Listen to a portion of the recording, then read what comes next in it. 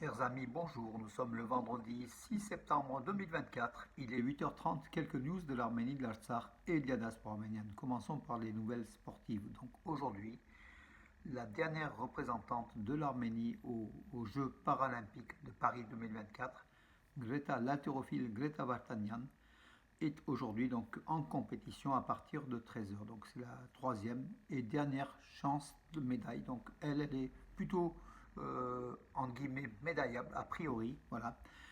On attendra cela à partir de 13h. Donc ça se passera à la porte de la Chapelle à Paris. Donc voilà, avis à ceux qui peuvent se rendre pour assister, pour essayer de la soutenir. Donc ça, oui, porte de la Chapelle dans le 18e à partir de 13h à l'Arena Porte de la Chapelle.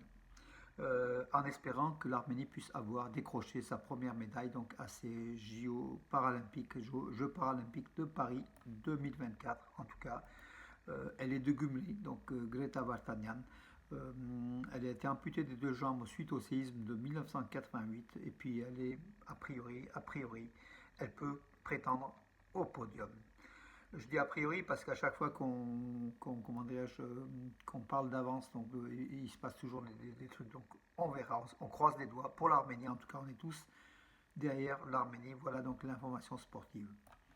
Antanik Kocharian, qui est le responsable au Parlement arménien chargé de la défense en fait, hein, donc, et puis auprès du gouvernement Pachinian, c'est le lien du comité donc, de défense entre le gouvernement arménien et le Parlement. Antanik Kocharian, il comprend les inquiétudes de l'Azerbaïdjan liées à l'armement de l'Arménie, amplifiées par les médias. Selon lui, chaque jour, les médias amplifient à toute heure. Les Américains livrent des armes à l'Arménie, que des éléments, des déclarations de ce type-là par les médias, surtout des médias azéris qui parlent de l'armement de l'Arménie. Mais il reconnaît Antanik Kocharian que si ça, c'est pas une réalité, l'Arménie, bien sûr, après la défaite militaire de la guerre de 44 jours en Artsakh, s'arme depuis 2020, continue de s'armer auprès de l'Inde, de la France ou d'autres pays en tout cas, voilà, sans révéler l'ampleur de ces approvisionnements d'armes. De toute façon, c'est la sécurité de l'Arménie qui en dépend. Et l'Arménie, le gouvernement arménien a pris la mesure et investit, donc met ce qu'il faut, les milliards de dollars pour s'armer. D'ailleurs, l'Inde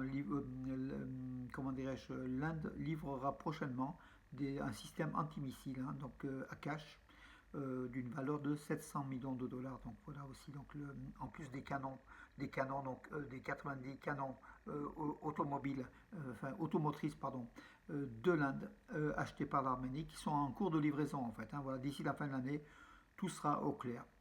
Nicole Pachinian a reçu les athlètes d'Arménie qui ont participé aux 33e Jeux olympiques d'été de Paris 2024. Voilà. Il a affirmé que bien sûr nous espérions également avoir des médailles d'or. Or ça a été de l'argent malheureusement. Et puis il a fait le point, il a salué déjà, il a félicité tous les athlètes. Il a salué donc pour leur performance malgré tout. Et puis il a aussi affirmé que le gouvernement arménien a mis en place un système un système d'État d'encouragement des sportifs avec ouverture de salles de sport, modernisation, des éléments. Pachinian, donc le chef du gouvernement arménien, a affirmé que donc, le sport demeurait un des éléments de l'économie arménienne, de la stratégie économique de l'Arménie. Il faut que l'Arménie brille, voilà, donc sur la scène internationale, déjà par le sport. Donc le sport de haut niveau, l'Arménie va mettre tous les moyens d'ici au JO de 2028 à Los Angeles. Je pense qu'on aura fait d'énormes progrès.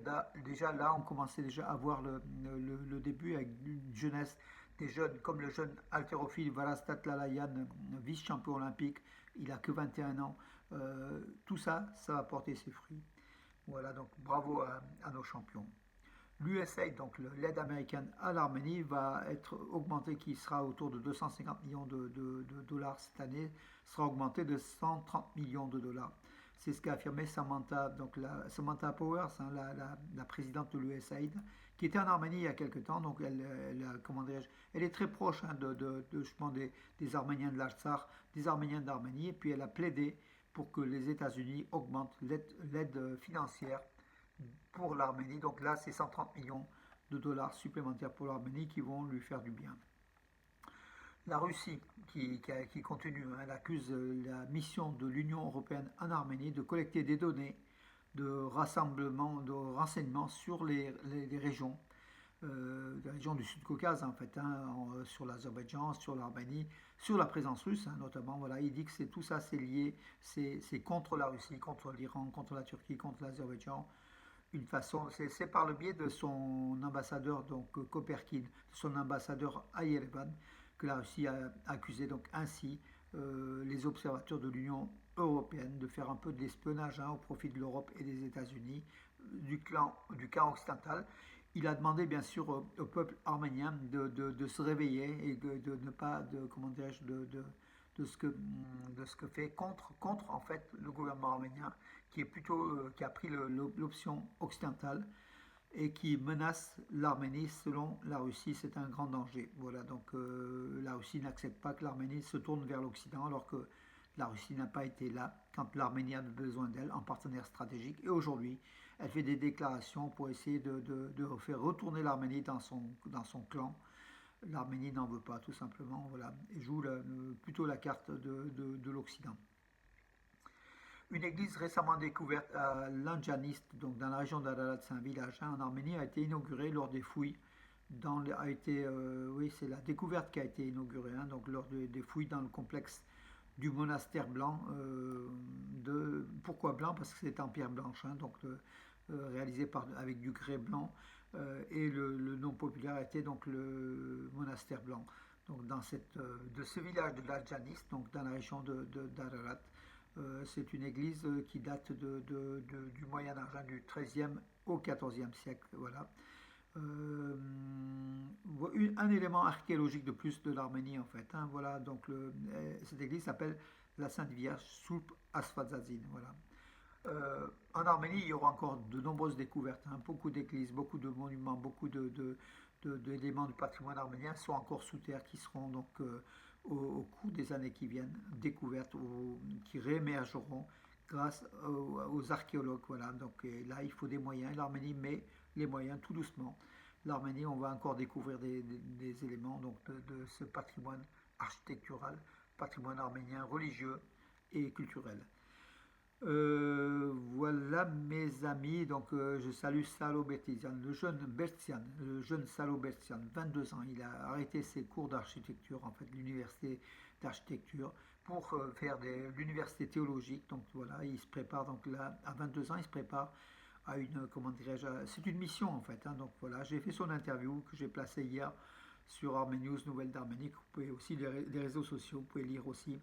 À 22 ans, c'est un futur pasteur, hein, il est mature, il est très très mature. En tout cas, il veut aider la population, les Arméniens, l'Église évangélique arménienne, et puis les Arméniens par la foi, par tous les éléments, à se rapprocher du Seigneur. Et puis surtout, il est proche de la philosophie, de la littérature. C'est un jeune à 22 ans, comme je vous ai dit.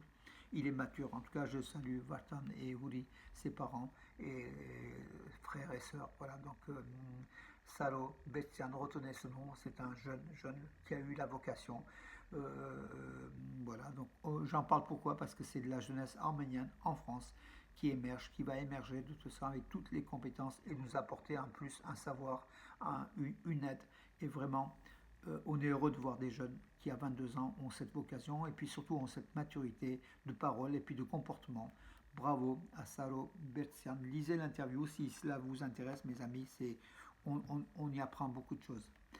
Voilà mes amis pour aujourd'hui, je vous donne rendez-vous à demain. Demain, il y aura le forum des associations à Valence avec l'association Ijeval arménienne, hein, donc Ijeval, de lien entre Valence et Ijeval. Venez, donc voilà, demain, ce sera toute la journée à partir de 10h. Et puis après-demain, ce sera Arménia ici à Bourg-les-Valence, l'association culturelle Arménia qui participera au forum des associations de Bourg-les-Valence par un stand arménien. Venez aussi nombreux. En tout cas, chaque année, il y a près d'un millier de personnes qui passent devant le stand d'Arménia pour se renseigner sur l'Arménie. Voilà mes amis pour aujourd'hui. Je vous donne rendez-vous à demain et bonne journée ensoleillée ce matin comme vous le voyez.